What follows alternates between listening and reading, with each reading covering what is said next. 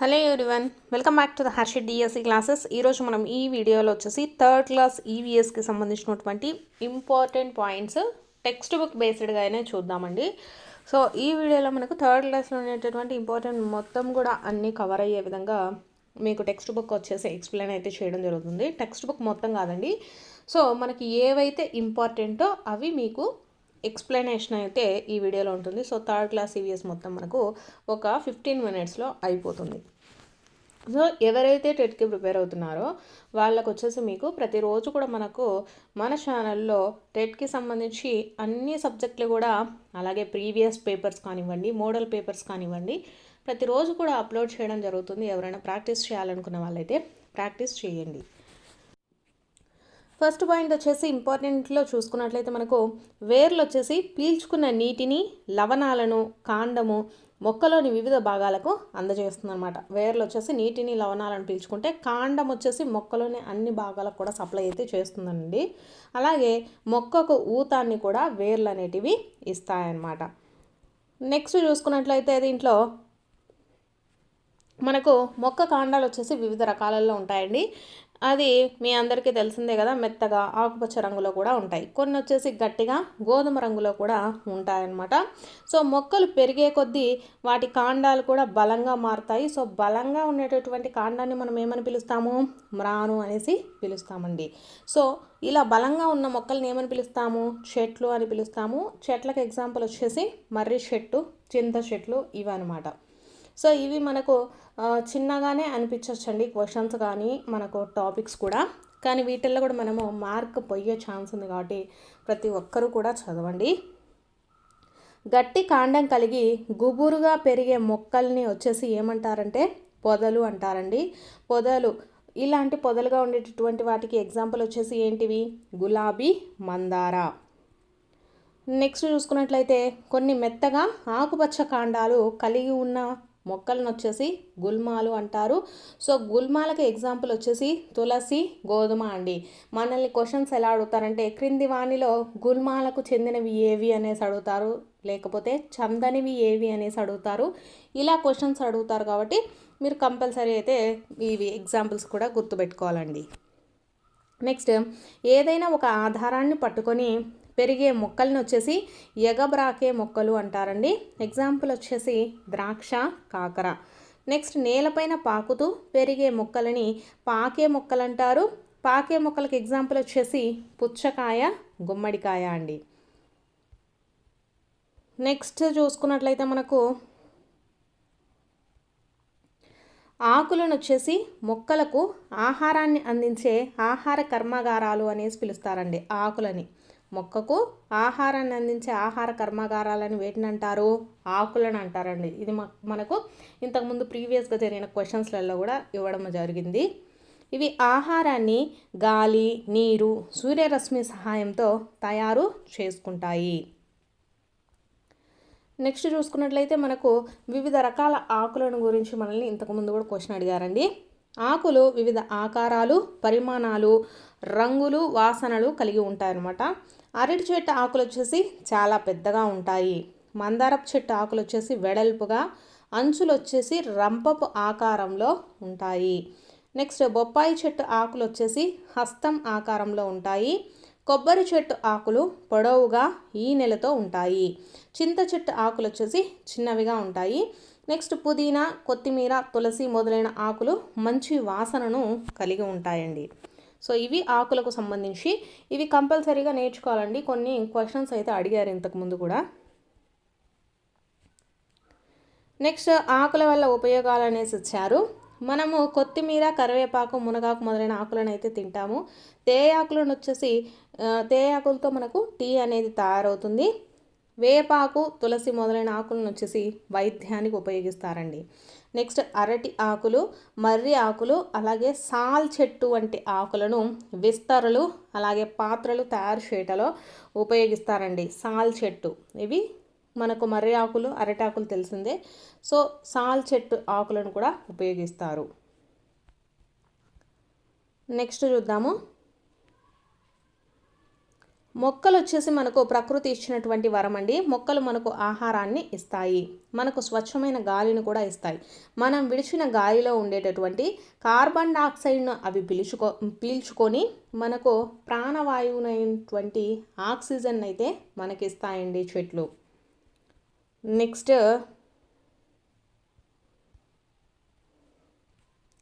Next భూచర జీవులు అంటే మనకు ఓన్లీ భూమి మీదనే అంటే నేల మీదనే నివసించే జంతువులను భూచర జీవులు అంటారండి. అంటే ఫర్ ఎగ్జాంపుల్ వచ్చేసి కాకి, పిచ్చుక, గుడ్లగూబ, కోతి, మిడత ఇవన్నీ కూడా మనకు భూచర జీవుల కింద వస్తాయి. నెక్స్ట్ నీటిలో నివసించే వాటిని జలచర జీవులు అంటారు. పడవ ఆకారపు శరీరము, బాజాలు, మొప్పలు, తోక ఇవన్నీ నీటిలో నివసించడానికి సహాయపడతాయండి. ఈ క్వశ్చన్ ఇంతకుముందు ప్రీవియస్గా మనల్ని అడిగారండి. పడవ ఆకారపు శరీరం అంటే నీటిలో ఉండేటటువంటి జలచర జీవులు నీటిలో ఉండడానికి ఏవి సహాయపడతాయి అనేసి అడిగారు. పడవ ఆకారపు శరీరము, బాజాలు, మొప్పలు, తోక ఇవన్నీ కూడా అవి నీటిలో మనకు ఉండడానికి సహాయపడతాయండి. వాటికి వచ్చేసి చేపలు ఎగ్జాంపుల్ అనమాట. నెక్స్ట్ నేల మీద అలాగే నీటిలో నివసించేటటువంటి జీవులను ఏమంటామంటే ఉభయచర జీవులు అనేసి అంటారండి. సో ఇక్కడ తేమగా ఉండే చర్మము అలాగే వేళ్ళ మధ్య ఉండే చర్మము, బలమైన వెనక కాళ్ళు వీటికి నేల మీద నీటిలోనూ ఉండడానికి ఉపయోగపడతాయి. ఈ క్వశ్చన్ కూడా అడిగారండి ఒక సెట్లో. తేమగా ఉండే చర్మము, వేళ్ళ మధ్య చర్మము, బలమైన వెనక కాళ్ళ వీటికి నేల మీద నీటిలో నివసించడానికి ఉపయోగపడతాయి. వీటికి ఎగ్జాంపుల్ వచ్చేసి కప్ప, సాలమాండర్ అండి. నెక్స్ట్ మనకు జంతువులు వివిధ రకాల ఆహారాన్ని అయితే తీసుకుంటాయండి. సో దాంట్లో వచ్చేసి మనకు ఆవులు, ఎద్దులు, గాడిదలు కానీ, గుర్రాలు, ఏనుగులు, జింకలు ఇలాంటివన్నీ కూడా మొక్కలు మొదలైనవి మొక్కల నుంచి లభించే ఆహార పదార్థాలు మాత్రమే తీసుకుంటాయి కాబట్టి వాటిని వచ్చేసి శాకాహారులు అంటారు. అలాగే పులి, సింహము ఇవి వచ్చేసి మొదలైన ఇతర జంతువులతో అయినటువంటి మాంసాన్ని తింటాయి కాబట్టి వీటిని వచ్చేసి మాంసాహారులు అనేసి అంటారండి. ఎలుగుబంటి, కాకి, కోతులు కానీ, కుక్కలు, మొక్కలన్నీ కూడా ఇవి మాంసాన్ని కూడా తింటాయి. అంటే మనకు ఎలుగుబంటి, కాకి, కోతులు, కుక్కలు ఇవి మొక్కలు తింటాయి అలాగే మాంసాన్ని కూడా తింటాయి కాబట్టి వీటిని వచ్చేసి ఉభయ ఆహారులు అనేసి మనము చెప్తామండి. నెక్స్ట్ చూసుకున్నట్లయితే సీతాకోక చిలుకలు, తేనెటీగలు పుష్పాలలో మకరందాన్ని అయితే పీల్చుకుంటాయి.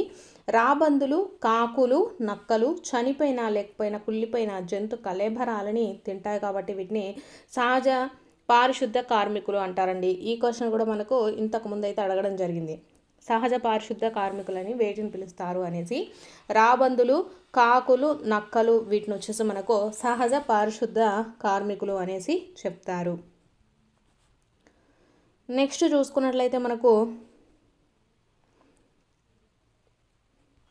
చైల్డ్ లైన్ నెంబర్ ఇచ్చారండి. ఇంతకుముందు కూడా మనకు క్వశ్చన్స్గా చైల్డ్ లైన్ నెంబర్ వచ్చేసి మనకు 1098. ఆపదలో ఉన్న బాలులను కాపాడడానికి అలాగే సంరక్షించడానికి 24 గంటలు పనిచేసేటటువంటి జాతీయ అత్యవసర వ్యవస్థ అండి చైల్డ్ లైన్ 1098 అండి. నెంబర్ అడుగుతారు. చైల్డ్ హెల్ప్ లైన్ నెంబర్ వచ్చేసి 1098. నెక్స్ట్ చూసుకున్నట్లయితే మనకు మొక్కల నుంచి ఆహారం అంటే మనకు కొన్ని మొక్కలలో భాగాలను మనము ఆహారంగా అయితే తింటామండి. కొన్ని మొక్కలు ఆకులు, కాండము, పుష్పాలు, పండ్లు, విత్తనాలు, వేర్లను కూడా మనము తింటూ ఉంటాము. అన్నము మన ఆహారంలో ప్రధానమైనది. ఇది వచ్చేసి మనకు వరి పంట నుంచి అయితే లభిస్తుందండి. నెక్స్ట్ మీకు తెలుసా అనే దాంట్లో ఇచ్చారండి. మనకు చెరకు నుండి వచ్చేసి చెరకు, బెల్లము లభిస్తాయి. మొక్కలలో అత్యధిక పోషకాలను కలిగి ఉండే భాగం వచ్చేసి ఆకులండి. మొక్కలలో అత్యధిక పోషకాలు మనకు ఏ భాగంలో ఉంటాయి అంటే ఆకులలో ఉంటాయి. సో మనం రకరకాల ఆకులను ఆహారంగా అయితే తీసుకుంటాం కదా. నెక్స్ట్ క్వశ్చను పుట్టగొడుగు గురించి అండి. పుట్టగొడుగు ఒక శిలీంధ్రము, అనేక పోషకాలను కలిగి ఉంటుంది. సో ఇంతకుముందు మనకు ప్రీవియస్గా టెట్లో వచ్చేసి పుట్టగొడుగు వచ్చేసి ఒక శిలీంధ్రమా ఒక బ్యాక్టీరియానా అనేసి మనల్ని క్వశ్చన్ అయితే అడిగారండి. సో పుట్టగొడుగు వచ్చేసి మనకు ఒక శిలీంధ్రము, దీంట్లో అనేక పోషకాలను కలిగి ఉంటుందండి ఇది.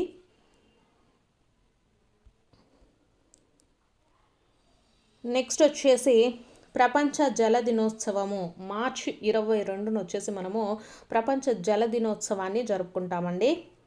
మార్చి 22. ఇది కూడా ఇంపార్టెంట్ అండి. ఇంతకు ముందు అయితే మనల్ని అడగడం జరిగింది. సో మన భూభాగంలో 3 వంతులు నీటితో అయితే నిండి ఉంటుందండి. మన భూభాగం వచ్చేసి దాదాపు 3 వంతుల నీటితో నిండి ఉంటుంది. చాలా నీరు మనకు ఈ భూమిపైన లభిస్తూ ఉంటుంది. సో నీటిని అయితే వృధా చేయకూడదు అనేసి ఇచ్చారు. నెక్స్ట్ ఇంపార్టెంట్ పాయింట్ వచ్చేసి నీటి గంట అండి. నీటి గంట వచ్చేసి మనకు రోజుకు ఎన్నిసార్లు మోగుతుందంటే 3 సార్లు మోగుతుందనమాట. దీని యొక్క ఉద్దేశం ఏంటి అంటే తగినంత విద్యార్థులకు వచ్చేసి తగినంత నీరు అందేలాగా, అంటే తగినంత నీరు తాగేలాగా చేయటమే ఈ నీటి గంట యొక్క ముఖ్య ఉద్దేశం అండి. నెక్స్ట్ క్వశ్చన్ చూసుకున్నట్లయితే నెక్స్ట్ పక్షి గూళ్ళకు సంబంధించి మనల్ని క్వశ్చన్ అయితే అడుగుతారండి. ఇక్కడ వడ్రంగి పిట్ట వచ్చేసి మనకు చెట్టు కాండానికి పెద్ద తొర్రలు చేసి తన నివాసాన్ని అయితే ఏర్పరచుకుంటుంది. అదే గిజిగాడు అనుకోండి, గిజిగాడు పక్షిగూడు కర్ర పుల్లలను ఉపయోగించి తన గూళ్ళను అయితే కట్టుకుంటుందన్నమాట. అయితే ఆ గూడు వచ్చేసి ఎలా ఉంటుందంటే కింద నుండి ప్రవేశించడానికి ఒక ద్వారాన్ని అయితే ఏర్పరచుకుంటుందండి. పైనుంచి కాకుండా కింద నుంచి అది తన గూట్లోకి వెళ్ళడానికైతే అది గూడునైతే నిర్మించుకుంటుంది గిజిగాడు పక్షి. నెక్స్ట్ వచ్చేసి ఇది కూడా చాలా ఇంపార్టెంట్ అండి. మనల్ని ప్రీవియస్గా అయితే అడిగారు. నృత్య కళాకారులు, మైమ్ కళాకారులు వచ్చేసి వివిధ రకాల సంజ్ఞల భాషనైతే ఉపయోగిస్తారు. నృత్య కళాకారులు వచ్చేసి భావాలను వ్యక్తీకరించడానికి ముద్రలను ఉపయోగిస్తారండి. ఈ క్వశ్చన్ మనల్ని ప్రీవియస్గా అయితే అడగడం జరిగింది. నృత్య కళాకారులు భావాలను వ్యక్తీకరించుటకు వేటిని ఉపయోగిస్తారంటే ముద్రలను ఉపయోగిస్తారండి. ఇక్కడ నృత్య కళాకారులు అలాగే మైమ్ కళాకారులు అడిగారనుకోండి, వీళ్ళు వచ్చేసి వివిధ రకాల సంజ్ఞల భాషలను ఉపయోగిస్తారు. భావ వ్యక్తీకరణలో కూడా మనకు ఇంపార్టెంట్ అండి. భావ వ్యక్తీకరణ అంటే కమ్యూనికేషన్ అనమాట. సో ఫస్ట్ది మౌఖిక సంభాషణ, శబ్ద సంభాషణ అండి. మౌఖిక సంభాషణ అంటే ఏంటంటే మనము డైరెక్ట్గా మాట్లాడుతూ ఉంటే దాన్ని మౌఖిక సంభాషణ అంటారు. శబ్ద సంభాషణలో వచ్చేసి వ్యక్తి తన భావాలను, ఆలోచనలను హావభావాల ద్వారా వ్యక్తపరిస్తే ఇతరులు అర్థం చేసుకుంటారు. అంటే మూగవారు వీళ్ళందరూ వచ్చేసి వాళ్ళ సైగల ద్వారా మనకు చెప్తూ ఉంటారు కదా. సో అవే అన్నమాట. నెక్స్ట్ పటంలో వ్యక్తపరిచిన హావభావాల వీటిని ఎమోజీలు అని పిలుస్తారండి. భావ వ్యక్తీకరణ వచ్చేసి మనకు ప్రత్యక్ష భావ వ్యక్తీకరణ అలాగే పరోక్ష భావ వ్యక్తీకరణ అయితే ఉంటుంది. స్నేహితులతో, ఉపాధ్యాయులతో, తల్లిదండ్రులతో మాట్లాడటము ప్రత్యక్ష భావ వ్యక్తీకరణ కిందికి అయితే వస్తుందండి. ఇక్కడ వ్యక్తుల భావాలను, ఆలోచనలను వారి శరీర కదలికల ద్వారా వ్యక్తపరుస్తారు. సో కరచాలనం అనేది కూడా మనకు ప్రత్యక్ష భావ వ్యక్తీకరణకు ఎగ్జాంపుల్గా చెప్పచ్చు. నెక్స్ట్ పరోక్ష భావ వ్యక్తీకరణకు వచ్చేసి దూరదర్శిని అండి. ఎగ్జాంపుల్స్ కూడా మనల్ని అడుగుతారు. పరోక్ష భావ వ్యక్తీకరణలో మనము కింది వాటిలో పరోక్ష భావ వ్యక్తీకరణ కానిది లేకపోతే పరోక్ష భావ వ్యక్తీకరణకు సంబంధించింది ఏది అనేసి క్వశ్చన్స్ అడుగుతారు. సో పరోక్ష భావ వ్యక్తీకరణకు సంబంధించి ఎగ్జాంపుల్గా మనము ఏం చెప్పచ్చు అంటే దూరదర్శిని చెప్పచ్చండి. అలాగే పోస్ట్ కార్డులు కానీ, ఫోన్ కాల్స్, మెయిల్స్, మెసేజెస్లు మొదలైన వాటిని కూడా మనము పరోక్ష భావ వ్యక్తీకరణకు ఉపయోగించడం జరుగుతుంది. నెక్స్ట్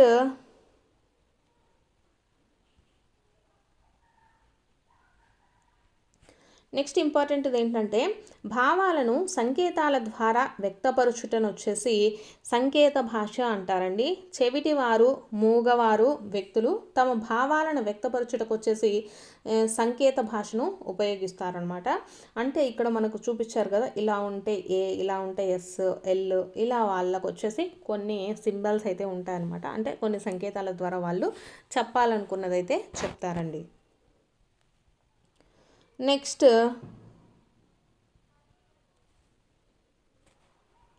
నెక్స్ట్ దృశ్య భావ వ్యక్తీకరణ అండి.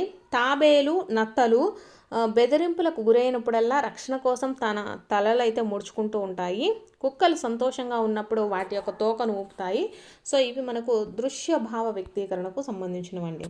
శ్రవణ భావ వ్యక్తీకరణ అంటే ఏనుగులు గీంకారం ద్వారా దూరంగా ఉన్న ఇతర గుంపులతో మాట్లాడతాయన్నమాట.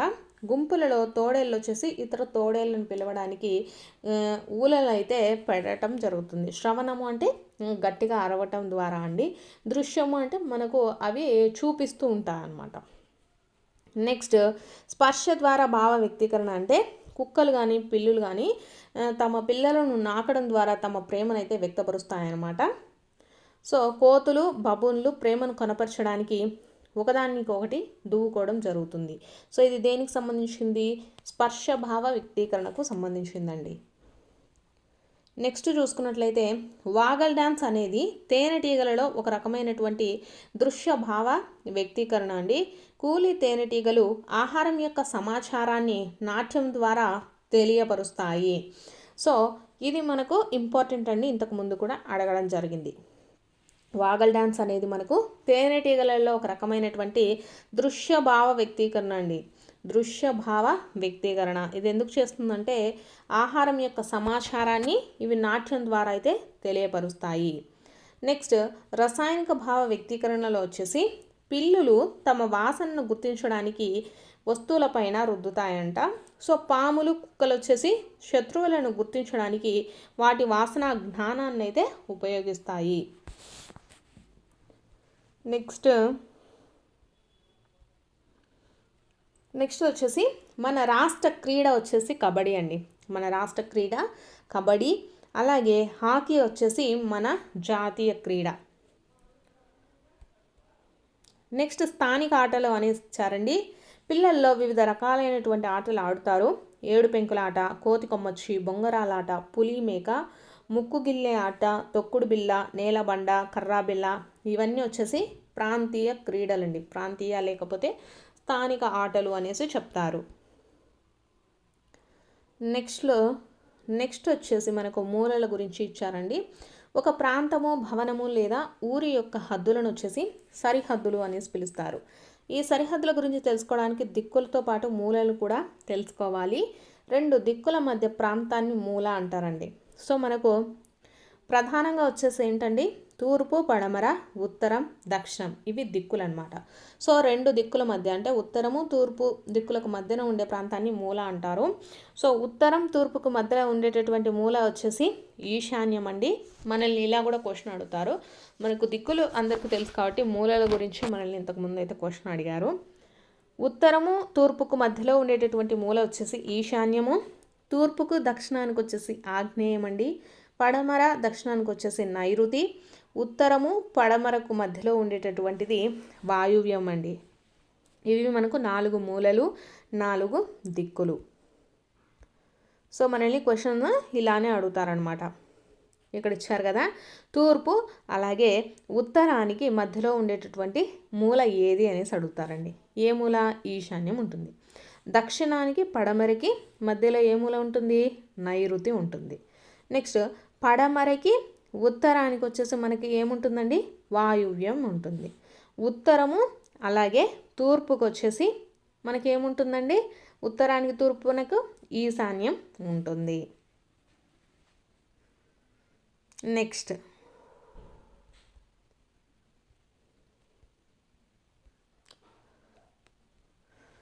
నెక్స్ట్ ఇది కూడా మనకి ఇంపార్టెంట్ అండి. ఇంతకుముందు మనకు దీనికి అబ్రివేషన్ అడిగారు. GPS అంటే ఏంటంటే గ్లోబల్ పొజిషనింగ్ సిస్టమ్. పురాతన కాలంలో వచ్చేసి నావికులు సూర్యుడు, నక్షత్రాలు, పవనాల దిశలను బట్టి దిక్కులను కనుగొనేవారనమాట. సూర్యుడు, నక్షత్రాలు అలాగే పవనాల దిశను బట్టి దిక్కులైతే కనుగొనేవారనమాట. నేటి కాలంలో మనము దిక్సూచిని అలాగే GPSలను ఉపయోగించి, అంటే మనకు మ్యాప్స్ ఉన్నాయి కదా, గూగుల్ మ్యాప్స్, సో ఇలా అనమాట, వాటిని ఉపయోగించి దిక్కులను అయితే కనుక్కుంటున్నామండి. GPSకి మనకు అబ్రివేషన్ ఏంటి? Global positioning system.